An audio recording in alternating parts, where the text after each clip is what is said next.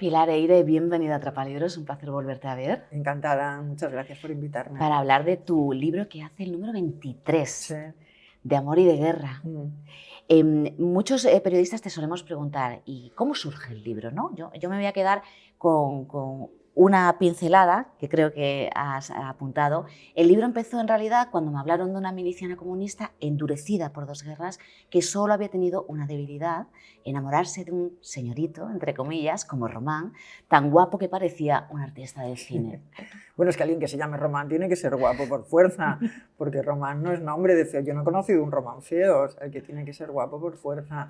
Pues la verdad es que los inicios de los libros hay muchos, ¿no? No solamente hay uno, porque la verdad es que ideas, nosotros somos como pararrayos, ¿no? Yo siempre hablo con gente, me gusta mucho escuchar, ¿no? A veces incluso ni siquiera es conversación en la que estoy yo, sino que estoy escuchando. La playa, por ejemplo, para eso es maravilloso, porque estás como tomando el sol, tendida en la toalla, ¿no? Y en la playa, como lo oyes todo, están hablando tranquilamente a tu lado y encuentras unas historias fascinantes, ¿no? Que luego las tienes que disfrazar porque, claro, puede ser que la gente se ofenda, pero la verdad es que en el aire hay muchas historias. Y el comienzo de Amor y de Guerra fue ese.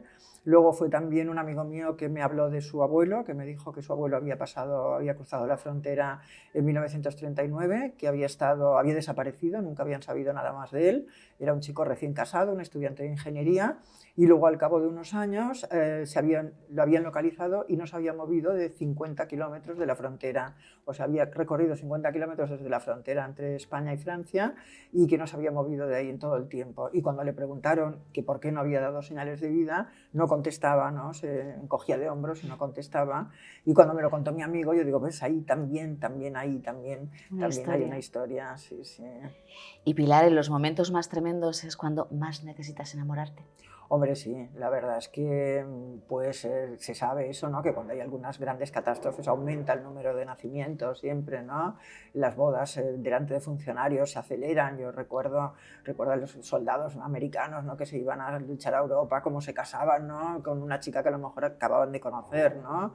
Y aquí en España se dieron también durante la Guerra Civil muchas uniones esas de juzgado, ¿no? Que luego no eran válidas. Cuando acabó la guerra y ganaron las tropas, bueno, ganó Franco, todas esas bodas fueron invalidadas, ¿no? Fueron anuladas. Pero es cierto que la única forma de luchar contra estas catástrofes y estas enormes carnicerías es la pasión, el amor, ¿no? Yo lo he vivido en mi familia, por ejemplo. Mi padre estuvo preso durante toda la guerra civil, era falangista, estuvo condenado a muerte, tenía 2 condenas a muerte y todos los días estaba esperando a que lo llamaran a fusilar. Para fusilar iban por la mañana, leían el nombre de los que tocaba fusilar ese día y mi padre solo descansaba cuando llegaba a la letra E. Entonces cuando llegaban a la letra E pues sabía que ese día se salvaba 24 horas. Y estuvo 3 años así, era un chico de 20 años. Y luego cuando murió mi padre, que murió hace relativamente poco tiempo porque murió muy mayor, pues estuve mirando los papeles que había dejado y todo eso y casualmente me encontré un fajo de cartas, bueno, de cuartillas, ¿no? Anudadas así con un lazo, y eran poemas que había escrito a una chica desde la prisión.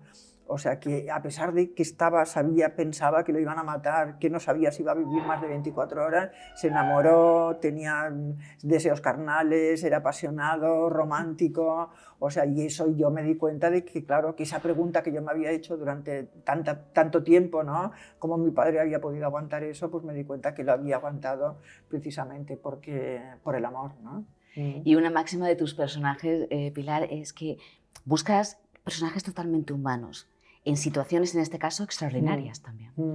Es que, a ver, lo más difícil yo creo, o sea, escribir novelas es dificilísimo, o sea, yo sé que, no sé, construir la Torre Eiffel, por ejemplo, es muy difícil, pero es que estoy segura que es la mitad de difícil que escribir una novela, o sea, no creo que haya nada más difícil que construir una novela de ficción.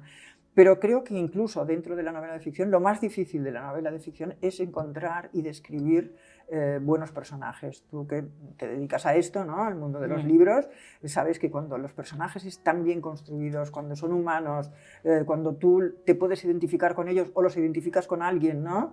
O pueden ser miembros de tu propia familia, el libro no te diré que va solo, pero él tiene ya sus propias reglas, ¿no? O sea, cuando arranca, bueno, claro, hay un momento, sí es cierto que hay un momento, esto lo decía muy bien García Márquez, siempre decía, los comienzos están bien, bueno, porque es divertido entrar en una nueva historia, el final, si los personajes están bien construidos, sale un poco solo, dice, pero en las partes medias del libro lo único que quisieras es que te prestara una pistola para levantarte la tapa de los sesos, porque realmente hay 100, 200, 300 páginas que los personajes tienen que hacer cosas, ¿no? Y si los personajes están bien construidos, entonces es más fácil, pero si hay alguna duda, si algún personaje, por lo que sea, flojea o es de relleno o lo que sea y tal, entonces se atasca la lectura y se atasca la narrativa y se atasca todo porque eso no funciona. Entonces. De hecho, has dicho, me gusta explicar a los personajes, no justificarlos, pero sí explicarlos. Por eso es importante que sean verosímiles. Exacto. Bueno, a mí esto me pasó con por ejemplo, yo escribí la biografía de Franco, ¿no? De Francisco Franco, Franco Confidencial, que la verdad es que es un libro del que me siento muy orgullosa porque me costó mucho escribirlo y tiene documentación bastante valiosa y testimonios bastante valiosos.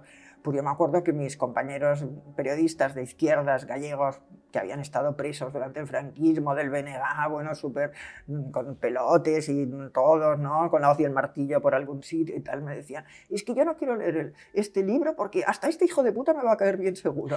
Y si yo hubiera tenido la infancia de este tío, sería más hijo de puta que él todavía. Y entonces, claro, yo no trato de justificarlos, trato de explicarlos. Y entonces es cierto que cuando los explicas, ¿no? Te explicas, te entiendes el porqué de sus comportamientos, no los disculpas, porque el que es asesino y el que es tirano y el que es dictador sigue siéndolo, ¿no? Pero entiendes cómo han llegado a ser eso. Pues vamos a iniciar este camino con Román. ¿Quién es Román? Bueno, Román es el protagonista del libro. Román es un chico de clase media, su padre es un empleado de banca, de la banca Arnús, va a ser el primer universitario de su familia. Y un año de extraordinarios beneficios para la banca, el Arnús, el dueño de la banca, le regala a los directivos un carnet de socio de un club de Barcelona, del Club Pompeya, que es, para hablar con términos de ahora, es como el club más pijo de Barcelona. Y entonces es de esta manera que puede conocer a Beatriz, porque Beatriz es hija de una familia muy bien de Barcelona, es el sitio donde iban a jugar a tenis las chicas bien. Y entonces, bueno, naturalmente cuando entra Román en el Club Pompeya, todas las chicas se vuelven locas por él porque es guapísimo. Y él no le hace ningún caso a Bea porque es un ratón gris como un ratoncillo, es anodina, es tímida, no se atreve a hablar, bueno, es una persona como muy... se cohíbe mucho, ¿no? Está un poquito acomplejada, pero se enamora de Román, del guapo. Y cuando estalla la guerra civil, la mayoría de socios desaparecen, ¿no? Algunos los matan, otros se van al exilio, y un día se encuentran ellos dos en medio del club, se fija él en ella, tienen una aventura, creen que se enamoran, ¿no? A él le ocurre una tragedia muy grande, para huir de esta tragedia por pura desesperación se casan delante de un funcionario y cuando acaba la guerra civil él tiene que irse al exilio, se va con 3 amigos suyos en un coche que tiene y ella se queda en Barcelona.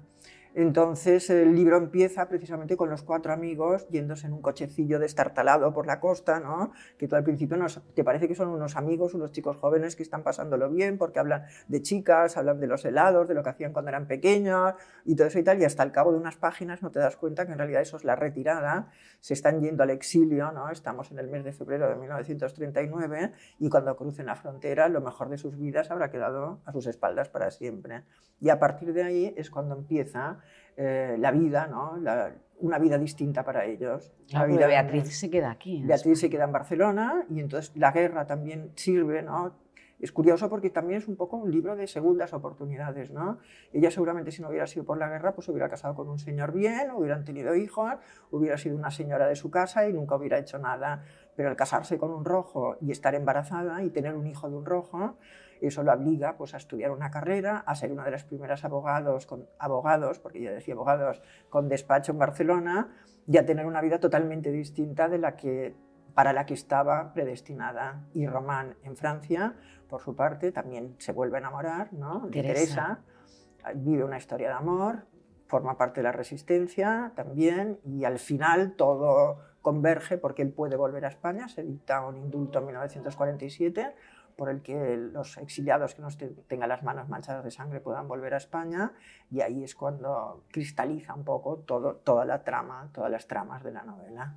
Y Pilar, ahora que estábamos hablando de los personajes femeninos, también has dicho, cuando terminé la obra me di cuenta que había reflejado de forma involuntaria el gran papel que tuvieron las mujeres en el exilio. Sí, es verdad, porque mira, yo había hablado con muchas exiliadas cuando, bueno, yo he escrito varios libros sobre el franquismo, pero concretamente uno era sobre Kiko Sabaté, que era el último maquis que operó en España, y para hacer su biografía entonces todavía vivían muchas refugiadas españolas que todavía estaban viviendo en Francia.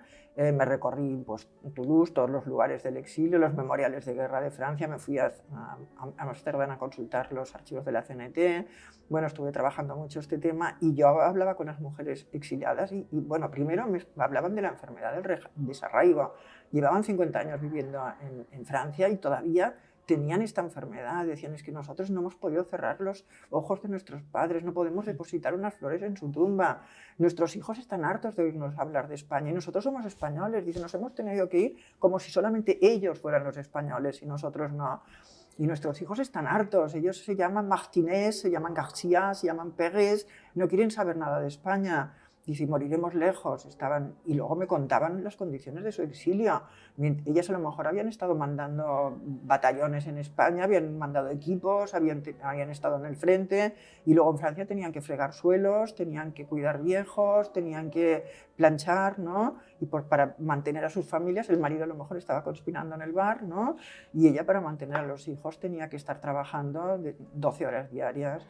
Y eso yo no lo he visto reflejado en ningún sitio. Ellas, por ejemplo, no se podían ir a América, en los barcos estos que en el Sinalaya, bueno, en estos que iban a México o a Chile, no admitían mujeres. Si no ibas con un hombre, una mujer, aunque fuera con sus hijos, aunque fuera con 4 o 5 hijos, no las admitían. Tenía que ir con un hombre solos o una mujer acompañada de un hombre.